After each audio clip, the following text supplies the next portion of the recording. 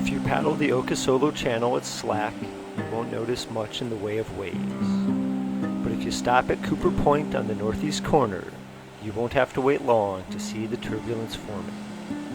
While you wait, you can hang out on the rocks and enjoy the beautiful view.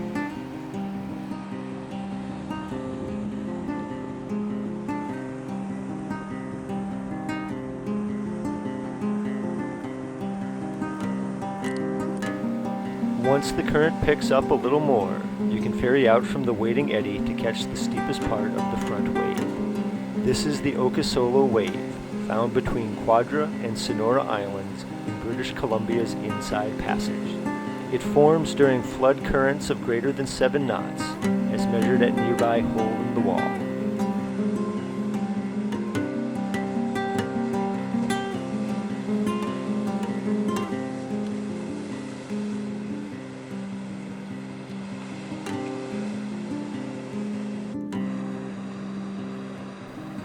At lower current speeds, you have a shallow but surfable wave. At this level, it's good for a longboat. Nick Scoville has fun here in his 18-foot Explorer.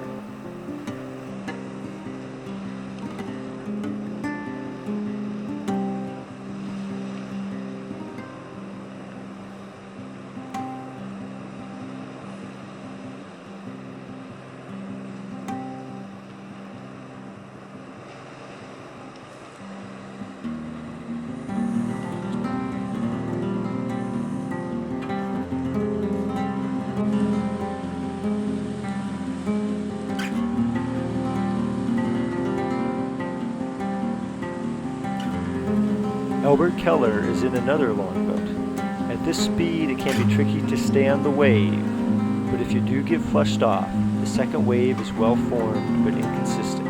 You can ride it, but not as long.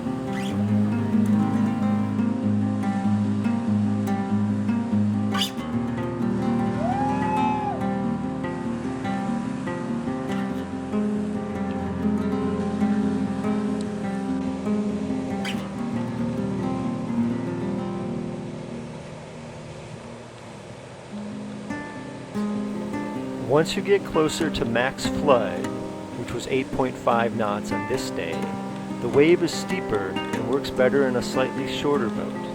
Here, Matt Nelson shreds the wave in a 15.5-foot P&H Aries.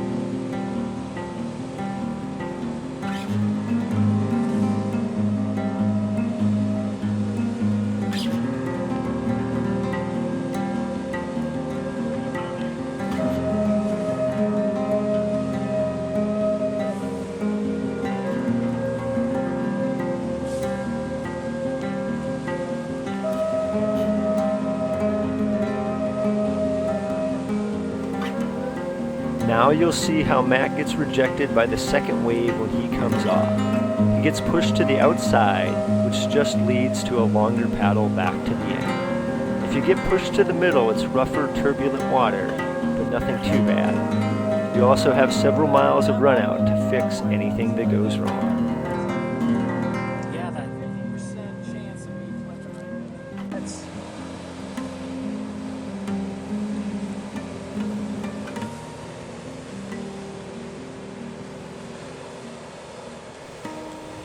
Here, Sean Morley is surfing another Aries, showing how controlled the wave can be. You also get a sense of the pit that you ride in. When waiting in the eddy for your turn, the surfing kayaker completely disappears below the horizon.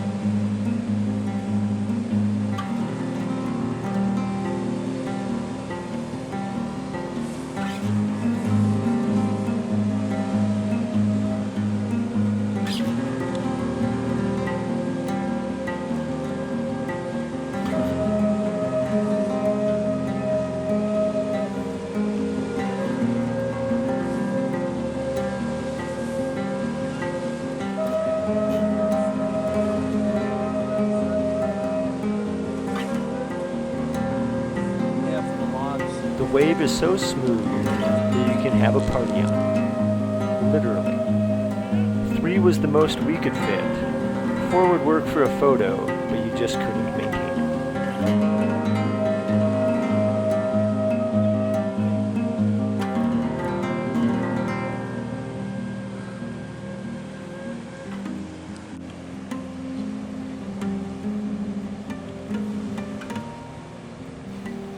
Now Nick is back on the wave, but in a shorter boat.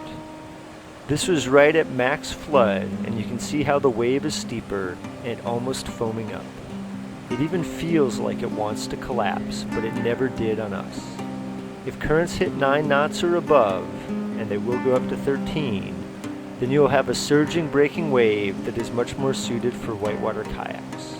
But at flows between 7 and 9 knots, you get 3 to 4 hours of beautiful longboat surfing for each max flood.